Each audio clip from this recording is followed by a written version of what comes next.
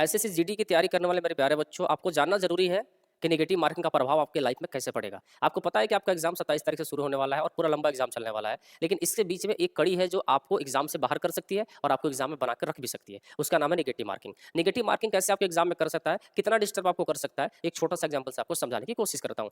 हमेशा बचना है, जो क्वेश्चन आपको नहीं आए तुक्का नहीं मारना, जो आए उसको छोड़ के मत आना। सारे एग्जाम नहीं बनाए जाते, ध्यान रखना। एग्जाम में सारे क्वेश्चन नहीं बनाए जाते, कुछ क्वेश्चन ऐसे होते हैं जो छोड़े भी जाते हैं। इसको आपको ध्यान रखना है। नेगेटिव मार्किंग का मतलब यहाँ कैसे होगा, जैसे आपको पता है कि 80 क्वेश्चन आपको आता है और प्रत्येक क्वेश्चन 2 नंबर का आता है, तो 160 नंबर हो जाता है। यानी टोटल जो आपका एग्जाम होता है वो 160 नंबर का होता है। क्लियर है? 160 नंबर के जब एग्जाम होगा तो नेगेटिव मार्किंग जो यहाँ दिया हुआ है, तो नेगेटिव मार्किंग 0.25 दिया हुआ है। तो 0.25 आप समझते हैं कि सर 1/4, लेकिन नहीं, यहाँ 1/4 ना होकर 1/8 होगा। इस क्योंकि प्रत्येक क्वेश्चन 2 नंबर का है, तो यहाँ 8 अगर गलती आप करते हैं तो उस पर आपका 1 नंबर और कट जाएगा। इसका मतलब कि अगर कोई बच्चा 40 क्वेश्चन सही करके आता है, समझना, अगर वो 40 क्वेश्चन सही करके आता है तो टोटल उसको 80 नंबर दिए जाएंगे। 80 नंबर उसको कंफर्म आएगा, यानी अगर उसने एक भी गलती नहीं की। लेकिन अगर कोई बच्चा वो क्या करता है कि 48 क्वेश्चन सही करके आता है, ध्यान रखना, यहाँ 48 क्वेश्चन बनाता है और इस 48 क्वेश्चन में से 40 क्वेश्चन उसके सही हो जाते हैं और 8 क्वेश्चन उसके गलत हो जाते हैं, तो इस बच्चे का नंबर कितना आएगा और इस बच्चे का नंबर कितना आएगा, तो ध्यान से देखना। 40 क्वेश्चन अगर पूरा का पूरा सही बनाया क्या है तो भैया इसको तो 80 में 80 नंबर मिलने वाला, कोई दिक्कत नहीं है। लेकिन ये बच्चा जो 48 क्वेश्चन बनाया है उसमें 40 उसका सही था और 8 गलती हो गया,